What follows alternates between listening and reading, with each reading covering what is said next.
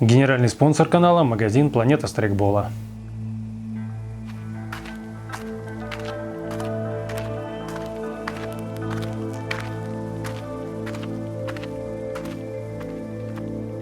Всем привет, друзья! Меня зовут Даниил, вы на канале Таганай, вы очень просили, и я сделал обзор клюквы, ляпов, неточностей и откровенного вранья сериала «Чернобыль» от HBO. Обзор получился длинный, без шуток, прибауток, но в нем, возможно, будет незапиканный мат, поэтому лучше уведите детей от экрана. Приятного просмотра! Поехали!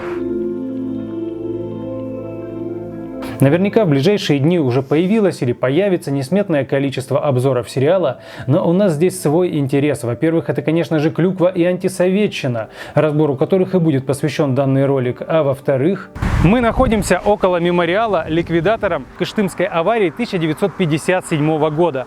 Это была первая крупная авария в СССР, связанная с выбросом радиоактивных веществ.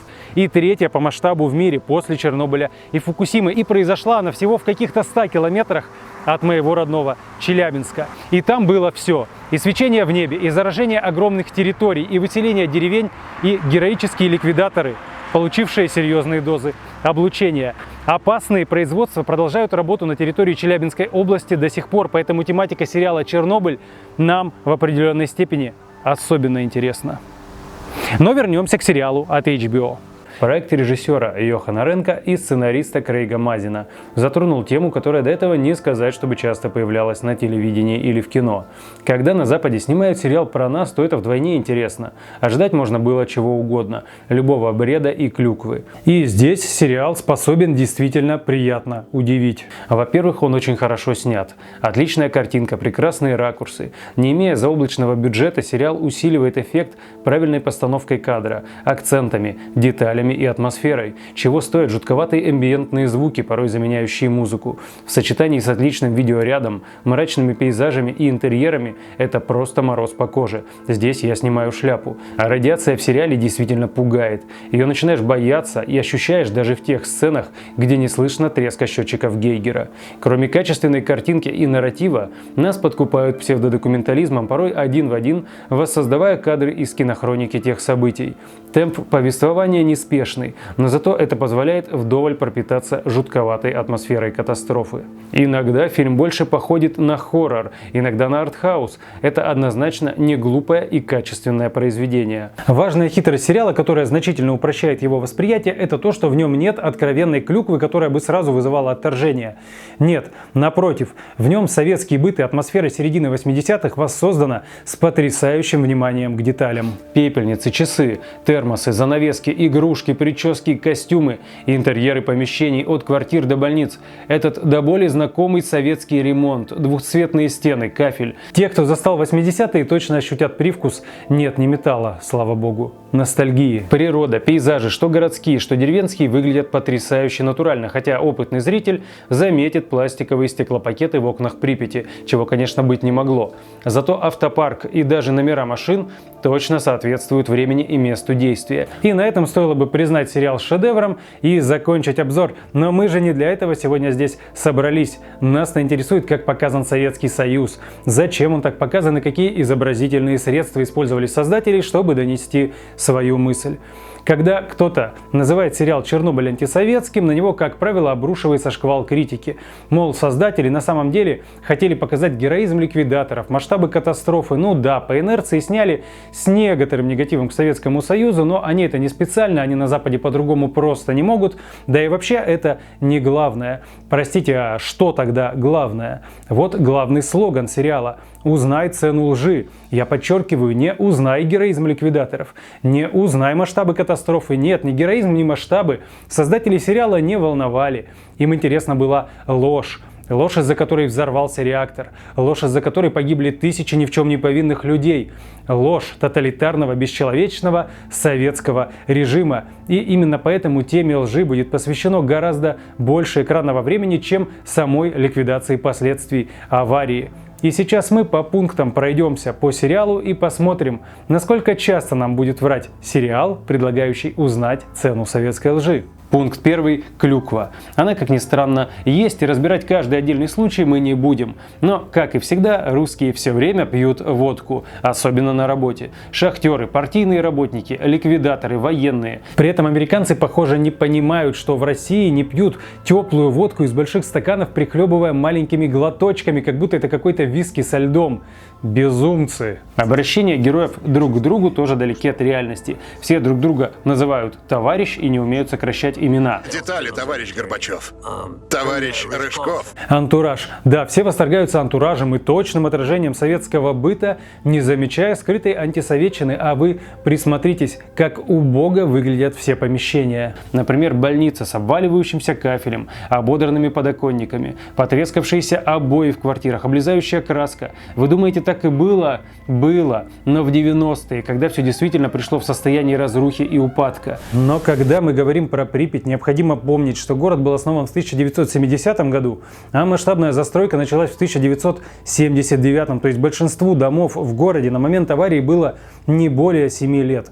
Город был благополучный, с молодым населением, зеленый и ухоженный. И, конечно, не могло в нем быть больницы с затертыми подоконниками и обваливающимся кафелем. Не могло быть гостиницы с облупившимися стенами. Это все просто не успело бы произойти. И вот эта искусственная демонстрация убогости советского быта подчеркивает, что при совке все жили бедно и уныло, все дышало серостью и безысходностью.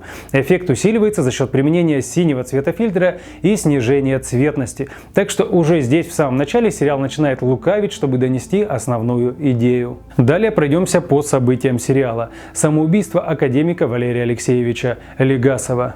Если отбросить конспирологические теории, то это правда. Правда и то, что перед смертью Легасовым были надиктованы аудиокассеты, которые предназначались журналисту Владимиру Губареву, который их в итоге и получил. И нет никаких данных, подтверждающих то, что где-то были секретные аудиокассеты, которые Легасов прятал, на которых была записана правда и которые были стерты вездесущей гобней. Но здесь все как мы любим, по секретным документам. В сериале Легасов сводит счеты с жизнью из-за давления со стороны тоталитарного бесчеловечного совка, из-за тотальной лжи и замалчивания. Какова цена лжи? Но кроме сериальной есть еще множество версий. И то, что не вручили звезду героя, и коррупционный скандал, связанный с тем, что сын Легасова якобы вывозил и продавал зараженную технику из зоны отчуждения, и открытая неприязнь со стороны коллег-ученых, о чем, например, вспоминает академик Феоктистов, и, пожалуй, самое главное, постоянное ухудшение здоровья из-за тяжелой неизлечимой формы лучевой болезни, о чем вспоминает дочь академика. Мы понимали, что человек уходит из жизни. Отец постепенно перестал есть, перестал спать, сильно похудел. Лучевая болезнь – страшная вещь. И отец прекрасно понимал, как он будет уходить, как это будет мучительно. Наверное, он не хотел быть в тягость маме. А вот жил Легасов не в убогой обшарпанной двушке, а в загородном доме, как и положено советскому академику. Сам взрыв показан достаточно верно, ну а точнее тот факт, что взрывов было 2. Но при этом сильного сейсмического толчка, как показали в фильме, в реальности не было. В Припяти его особо не ощутили, только видели вспышку. Поведение Дятлова и персонала в целом показано более или менее правдоподобно. Дятлов действительно не мог поверить в то, что взорвался реактор и произошел взрыв активной зоны. В реальности вообще было сложно с оценкой истинных масштабов трагедии, особенно в первые минуты, что неоднократно подтвердили последующие события. Всю первую серию нам показывают, как сотрудники станции в панике и ужасе носятся по коридорам, умирают один за другим, и при этом ни слова не говорится о том, какая громадная работа была проделана по ликвидации последствий сразу после взрыва. А ведь несмотря на катастрофические масштабы аварии, станция продолжила работу, и более того, не было даже перебоев в подаче электроэнергии. И это было не чудо, это был результат тяжелой, хорошо организованной работы. Обесточивали поврежденные узлы и восстанавливали энергоснабжение там, где было можно. Восстанавливали трубы, откачивали воду, разгребали завалы и тушили пожары. Сотрудники станции проявили себя настоящими героями. Но сериалу интереснее показывать панику и ужасы смерти тех персонажей, которые в реальности остались живы. Например, Петр Паламарчук, который внезапно жив до сих пор и даже участвовал в обсуждении сериала. Мост смерти, на котором собрались толпы людей с детьми, чтобы смотреть на пылающий реактор, а потом впоследствии все, конечно же, умерли, это чистой воды выдумка. Этот случай не находит подтверждения ни в одном из официальных источников, да и подумайте сами. Взрыв произошел в половине второго ночи с пятницы на субботу. Какие к черту советские дети, толпами играющие в радиоактивном пепле? Советские дети ложились спать после передачи «Спокойной ночи, малыши», которая заканчивалась в 9 часов. И в 2 часа они уже спокойно спали в своих кроватках. Так что данная сцена исключительно художественный вымысел. Кстати, она взята из книги «Чернобыльская молитва» белорусской писательницы и нобелевского лауреата Светланы Алексиевич, которая является известной диссиденткой, и воспринимать ее произведение слишком уж документально не стоит. Руководство станции, директор Брюханов и главный инженер Фомин пытаются скрыть и занизить масштабы трагедии. Эти персонажи в сериале вместе с заместителем главного инженера Дятловым выставлены в откровенно негативном свете. Они выглядят трусливыми и некомпетентными карьеристами-аппаратчиками, которые ради своих шкур готовы были все скрывать и замалчивать. Это ложь. Да, за руководством станции есть грех и по режиму эксплуатации реактора, и по злосчастным испытаниям, и потому, что оценка масштабов трагедии шла медленно, а на очевидные, но слишком пугающие факты порой действительно закрывались глаза. При этом про какое-то глобальное замалчивание информации речи не идет, потому что практически сразу после взрыва из Чернобыля во все институты атомной энергетики страны поступил сигнал 1, 2, 3, 4, означавший возникновение всех видов опасности, включая радиационное заражение. Другое дело, что понятно, что непроверенную, недостоверную, паническую информацию руководство станции просто боялось доставлять наверх. Ночное заседание исполкома Припяти и руководство станции в защищенном бункере, где дряхлый старик, изображающий собой очевидно прогнившую партийную верхушку, вещает, срывая шквал аплодисментов про Ленина, требует оградить советских людей от страха. Мы перекроем город. Никого не выпустим. И отрубите связь. А для этого из города никого не выпускать, все телефоны перерезать, а каждого 10-го расстреливать. И пусть про последнее мы немного приврали, но и сериал нам врет с этой сценой, так как в ночь аварии про Ленина никто не вещал и выезд из города никто, естественно, не запрещал. Что, кстати, зря. Как утверждает Легасов, многие люди, кто самостоятельно покинул город, на своих машинах вывезли радиоактивные частицы. Все пожарные, приехавшие на тушение станции, по сериалу ничего не знали об опасности сильного облучения, и это правда. В сериале, кстати, никак не обозначили, как важно было потушить этот пожар, чтобы не дать огню перекинуться по крыше на здание соседнего 3-го энергоблока. А вот то, что все пожарные получили смертельную дозу и погибли от острой лучевой болезни, существенное преувеличение. В реальности из 28 пожарных, приехавших на вызов, смертельную дозу получили только 6, включая начальника караула лейтенанта Правика. В сериале максимально мерзкие Брюханов и Фомин заставляют Анатолия Ситникова, который уже все знает и пытается объяснить баранам, что реактор взорван, под дулом автомата подняться на крышу и заглянуть в пылающий реактор, что естественно приведет к его гибели. Это бред от начала и до конца, начиная с того, что вооруженных военных на территории станции быть просто не могло. Вся охрана была в штатском, а военные патрули находились только по периметру. В реальности Ситникова действительно попросили осмотреть разрушения и по возможности оценить масштабы происшествия. К чему он отнесся, видимо, слишком ответственно, из-за чего получил смертельную дозу, от которой погиб. О том, как это произошло, вспоминает его вдова Эльвира Ситникова. Я у него тогда спросила, почему он пошел в 4-й энергоблок, ведь он за него не отвечал. А он мне ответил: ты пойми, кто лучше меня знал блок? Если бы не мы, Украины бы точно не было, а может и пол Европы. Ты должна это понять. Что важно, настоящий Анатолий Ситников в ту ночь так и не смог дать заключение по поводу того, что же именно произошло, в отличие от сериального героя. Государственная комиссия из первых лиц государства, включая генсека Горбачева, в сериале экстренно собирается через несколько часов после аварии только ради того, чтобы объявить, что все в порядке, и тут же самораспуститься за ненадобностью, так как Брюханов и Фомин доложили, что все прекрасно.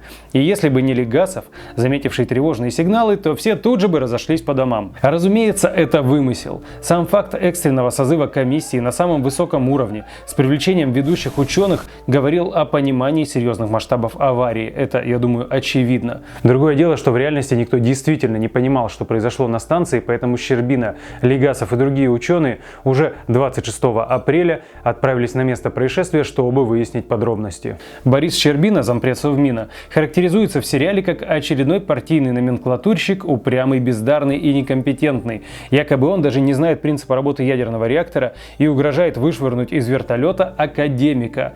Расскажите, как работает ядерный реактор, не то один из солдат сбросит вас с вертолета. Лети к энергоблоку, не то пристрелю. Сцена с вертолетом, конечно же, бред и вымысел. Принципы работы ядерного реактора в Советском Союзе знал каждый школьник, и уж тем более инженер Щербина, а предложение выкинуть академика из вертолета – это вообще за гранью, как и угроза расстрелом пилоту за нежелание лететь над пылающим реактором. Кстати, далее нам покажут, что Щербина вовсе не так глуп, как его характеризуют, он не верит в блеяние Брюханова и Фомина и внезапно занимает сторону Легасова. Вообще их тандем с Легасовым может быть и далек от реальности, но показан и сыгран просто потрясающе. А эволюция Щербины как персонажа от тупого аппаратчика до человека с большой буквы, пусть и выдумана от и до, но производит сильное впечатление. Далее заслуживает упоминания новый персонаж Ульяна Хомюк, которая настолько умна и сообразительна, что способна понять всю суть происходящего в Чернобыле, не выходя за пределы своего этажа Института ядерной энергетики в Минске. Не то что эти дебилы из Чернобыля, которые в упор смотрят на взорванный реактор и ничего понять не могут. Тонкость только в том, что персонаж Ульяны целиком вымышленный и существует по признанию создателей сериала только для того, чтобы разбавить компанию сильных мужчин сильной и независимой женщиной. Ну и вроде как это собирательный образ всех остальных ученых, помогавших Легасову, которых, правда, в сериале не покажут. Так как персонаж вымышленный, с ним может твориться любая вымышленная же хрень, и она тут же начинает твориться, и будет твориться весь сериал. Визит Ульяны к заместителю секретаря Минской компартии, который пьет теплую водку стаканами в середине рабочего дня и вежливо посылает ученую на 3 буквы, естественно, вымысел от первого до последнего кадра. Для чего тогда нужна эта сцена? Ну как же, в очередной раз пнуть партийное руководство и выставить его баранами, и не более того. Странно только, что не показали первомайскую демонстрацию в Киеве. Казалось бы, она сюда очень подходит. Генерал химических войск Владимир Пикалов действительно ездил с дозиметром на площадку перед реактором, только не на автомобиле, а на разведывательной химической машине «Кашалот» с механиком-водителем. Что, кстати, в очередной раз подчеркивает, насколько все непросто было с оценкой масштабов трагедии. Вместо того, чтобы рисковать жизнями подчиненных, он поехал сам. Вот такой бесчеловечный совок, вот такие бесчеловечные генералы. И, кстати, это не единственный случай. Не менее героически проявит себя в будущем генерал Тараканов, да и Щербина, и Легасов, и многие другие ученые и офицеры получат дозы гораздо большие, чем те солдаты, которые выполняли их поручения. В сериале Щербина до последнего не разрешает эвакуацию Припяти. Видимо, потому что он злой, а начальство выше него еще злее. А эвакуация – это паника, позор для партии и трудового народа. Ну, я не знаю, что еще по сериалу звучит именно так. Он дает добро только днем 27 числа, когда узнает, что в Германии детей не выпускают на улице. Ну и тут же эвакуацию проводят. Да, прям вот в ту же секунду. И это, конечно же, ложь. На самом деле подготовка к эвакуации началась еще 26 апреля, то есть на утро после взрыва. Всего за сутки были найдены и пригнаны в город сотни автобусов. Окончательный приказ ушел в ночь на 27 и днем 27 апреля большая часть жителей была организованно вывезена. Вас не смущает масштаб? Всего за несколько часов было вывезено более 45 тысяч человек, причем сделано все было четко и организовано. Мировая история подобных размахов просто не знает. Видимо, подобное возможно только в тоталитарном Советском Союзе, где нарушаются права человека. Сцена с тушением реактора вертолетами полна ляпов, начиная с черного дыма, который не был на самом деле черным, продолжая тем, что Щербина и Легасов стоят на крыше буквально в сотни метров от жерла пылающего реактора, на чем бы их приключения в реальности и закончились, ну и заканчивая падением вертолета, которое было в реальности только через 6 месяцев после аварии, из-за ошибки пилота, который задел винтом за трос экрана, а вовсе не из-за облучения. При этом ничего не сказано о том, что пилоты, пролетая над реактором, менее чем за минуту даже на большой высоте те получали серьезнейшие дозы облучения. Тем временем сильная и независимая Ульяна Хомюк едет в Чернобыль и объясняет Легасову и Щербине, что их план тушения пожара в реакторе может привести к расплавлению реактора и тепловому взрыву водных резервуаров-барботеров, расположенных под реактором. То есть, если бы не умничка Уля, всему бы пришел северный пушной зверек. То есть, только что на наших глазах вымышленный женский персонаж выставил идиотами двух реальных героев ликвидации. Какой-то нездоровый феминизм вы не находите? Эта сцена, как и все остальные сцены с Ульяной Хомюк, является художественным вымыслом. Откачивать воду из барботеров прямо под реактор, то есть согласно фильму «На верную смерть», отправляют не под дулами автоматов, а ищут добровольцев.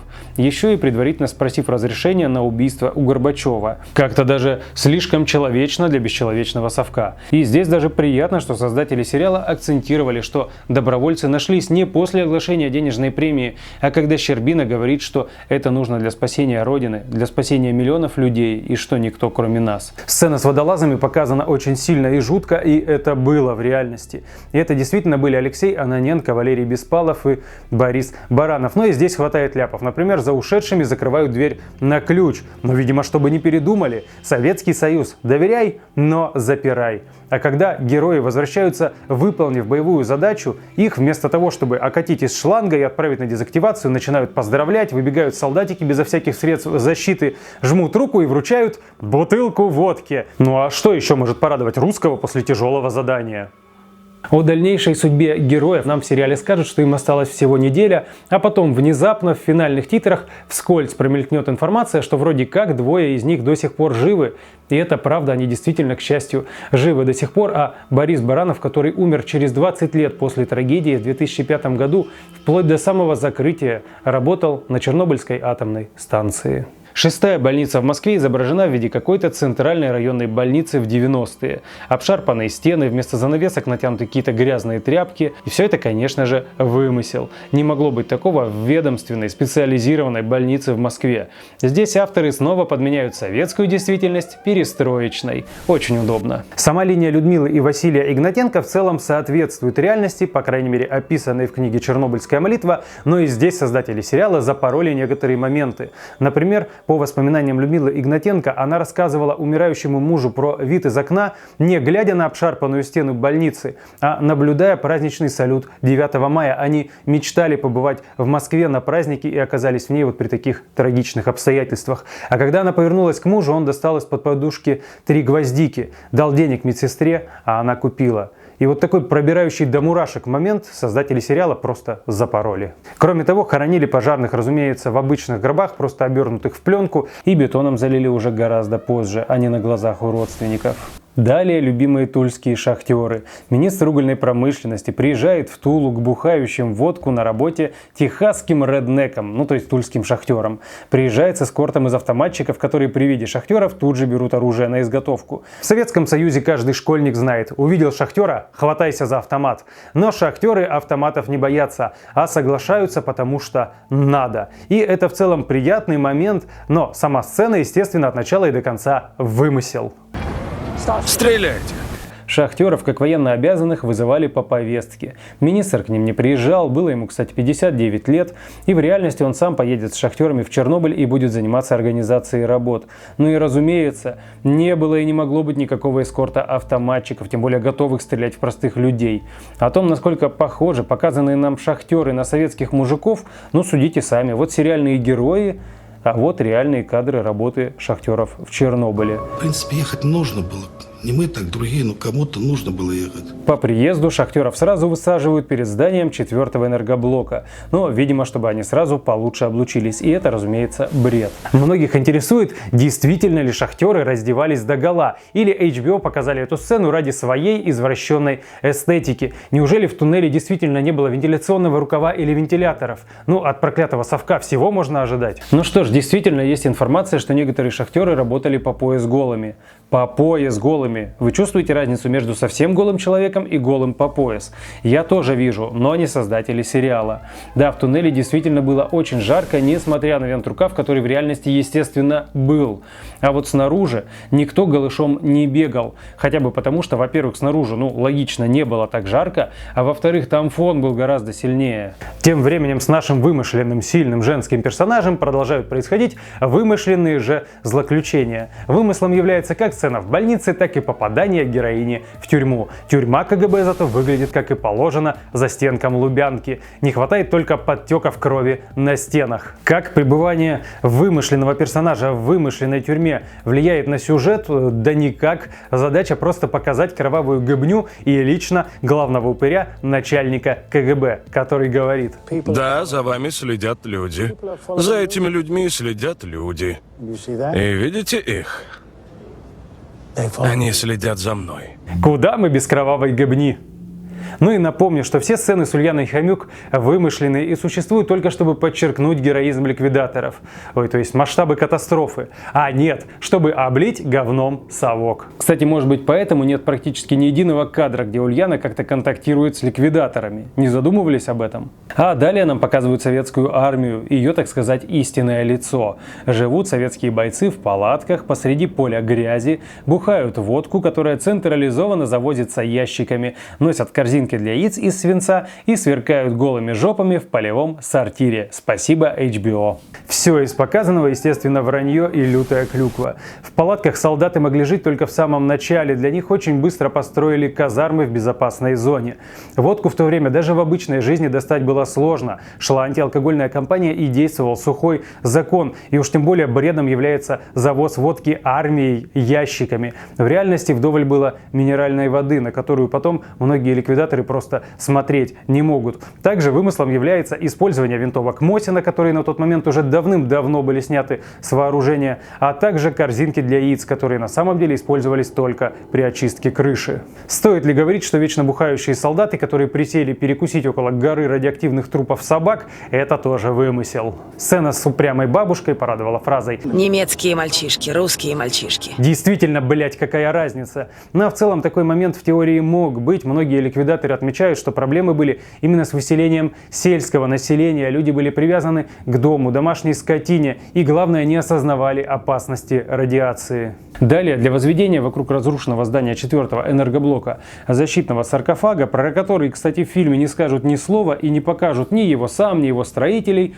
нужно было убрать с прилегающих крыш обломки бетона, куски графита, ядерное топливо, арматуру и прочий строительный жутко радиоактивный мусор. Изначально планировалось использовать роботов и даже луноход, но в зоне максимального заражения роботы сгорали от радиации. И в итоге пришлось использовать биороботов, то есть простых солдат, в импровизированных средствах защиты. Это все правда, как и то, что робот-джокер по заявке действительно должен был выдерживать всего 2000 рентген, а никак не 12 тысяч, и, естественно, сгорел. Но, как утверждают сами ликвидаторы, роботы никак не могли решить всех проблем, их функционал в любом случае был сильно ограничен, и, скорее всего, людей бы пришлось выпускать на крыше в любом случае. Мала их производительность, что вряд ли бы они что-то сделали. Человеческий фактор здесь играл ведущую роль как по причинам аварии, так и по ликвидации их последствий.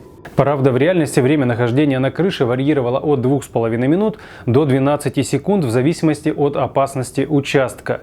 При этом панического бегания с лопатами по всей крыше, как показано в сериале, обычно не было. Каждая группа солдат четко знала свой сектор работ. Инструктаж перед выходом каждой группы проводил лично генерал Тараканов. Сам инструктаж генерала воссоздали почти слово в слово. And we have entrusted you with this serious task. Вы знаете, что люди наши устали от этой уже аварии, ждут, когда мы с ней разделаемся, и солдатам доверена эта серьезнейшая задача.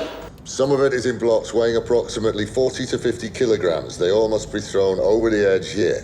Квадратные такие блоки весом примерно по 40, по 50 килограмм. These are the most important 90 seconds of your lives. Итак, вам один раз в жизни надо эту минуту отработать так, чтобы осталась память и сделали дело. Минуту. Какие у вас есть вопросы? Любимый наш генерал. Вообще наибольшие дозы там на крышах поймали именно дозиметристы и офицеры, проводившие организацию работ. Я и домой приеду ради сына, скажу ему, что я вот последнее, что сделал, залез на трубу со знанием и поставил его. Да.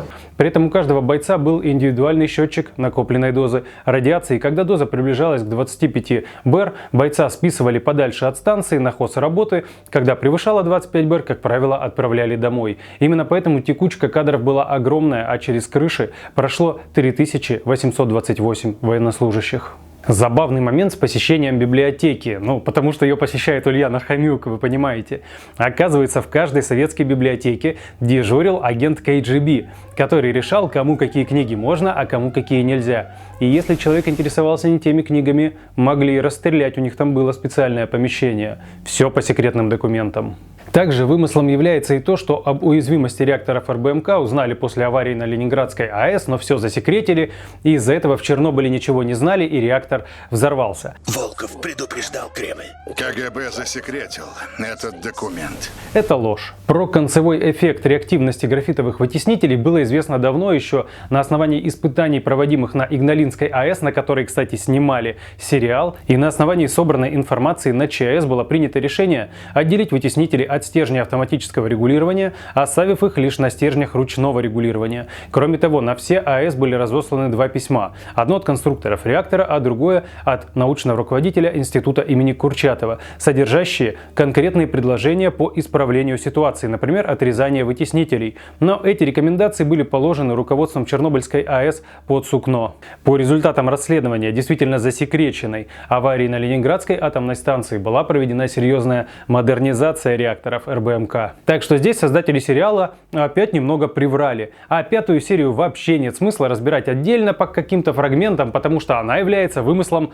полностью. От первого до последнего кадра, потому что на суде в Чернобыле не было ни Щербины, ни Легасова, ни, как ни странно, вымышленной Ульяны Хомюк. И не звучала там страшная правда, и никто не срывал покровы, и не было того ужасного разговора с бесчеловечным генералом КГБ. Какое это будет иметь значение, когда пуля войдет в ваш череп? А значит, и сериальная версия самоубийства Легасова выглядит уже далеко не так убедительно. Да и вообще все выглядит далеко не так убедительно. Забавный факт. Сериал, который на полном серьезе нам предлагал узнать цену лжи, лжет нам на каждом шагу, причем делает это самозабвенно, уверенно и убедительно. Забавно то, что люди определенных политических взглядов тут же подняли сериал на знамена с криками, что его чуть ли не в школах надо показывать в принудительном порядке. При этом, когда сериал ловишь на вранье, эти же люди тут же меняют риторику и говорят, что это художественное произведение, чего вы хотели. Вам самим не тошно от двойных стандартов? Что мы имеем в итоге? Во-первых, конечно, отличное художественное произведение, блестяще выстроенное на по большей части реальных событиях. Соблюдена атмосфера, потрясающе хорошо передано ощущение страха и опасности. В этом плане сериал на голову превосходит все, что снимали до этого на тему радиации, но под этой красивой, безусловно красивой и качественной оберткой прячется мощный идеологический посыл. И хотя Советский Союз периода заката и особенно партийная верхушка у меня не вызывают большой симпатии, но давайте разберемся. Тут в самом деле все так устроено. Какие-то аппаратчики, какие-то партийные карьеристы принимают бездумные произвольные решения, которые будут стоить черт знает сколько жизней. Сериал нам как бы говорит: смотрите, вот он, плохой совок, использует недоработанные опасные реакторы, аварии скрывает и замалчивает, и ни в чем не повинных людей бросает в атомное пламя ликвидировать последствия собственных ошибок. И тысячи зрителей по всему миру смотрят, принимают это за чистую монету и спешат признаться в ненависти к проклятому бесчеловечному режиму. Но давайте будем честными. Любая страна мира, которая сталкивалась с авариями, связанными с ядерной энергетикой либо с ядерным оружием, всегда максимально все замалчивала, скрывала и преуменьшала масштабы, и за примерами далеко ходить не надо. Та же Фукусима, где проявились точно те же проблемы, что и в Чернобыле. Конструктивные недоработки, человеческий фактор, замалчивание и утаивание информации и серьезные сложности с ликвидацией. При этом в Японии случилось то, чего так боялись в Чернобыле. Ядерная лава, кориум, из расплавленных реакторов ушла в почву и попала в грунтовые воды, вытекающие в океан. Да, в океан до сих пор ежедневно вытекает радиоактивная водичка, а процесс ликвидации последствий аварии планируют завершить к 2050 году. Более того, когда зашла речь о необходимости расселения 40-километровой зараженной зоны вокруг станции, оказалось, что для Японии это слишком дорого. В итоге японцы просто подняли санитарные нормы в 20 раз, благодаря чему зараженная территория стала перестала считаться пригодной для жизни. Ну а что американцы? Неужели у них не было аварий, связанных с ядерной энергетикой? Да, конечно же, были. Вот небольшой список, который я честно стащил у Клим Саныча Жукова, надеюсь, он не обидится.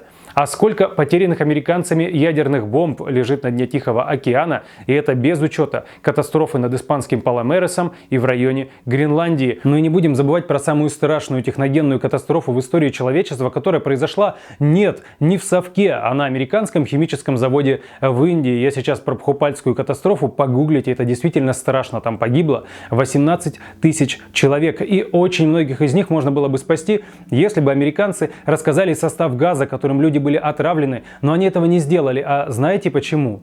Коммерческая тайна. Рыночек порешал. Поэтому при всех грехах и пороках советской системы, которые, конечно же, были, ее сложно назвать какой-то более лживой и порочной, чем любая другая политическая система на нашей планете. Так что здесь сериал откровенно лукавит, отрабатывая свой антисоветский идеологический посыл. Но антисоветский ли? Зачем сейчас американцам снимать вот такой антисоветский сериал, причем такой качественный и талантливый?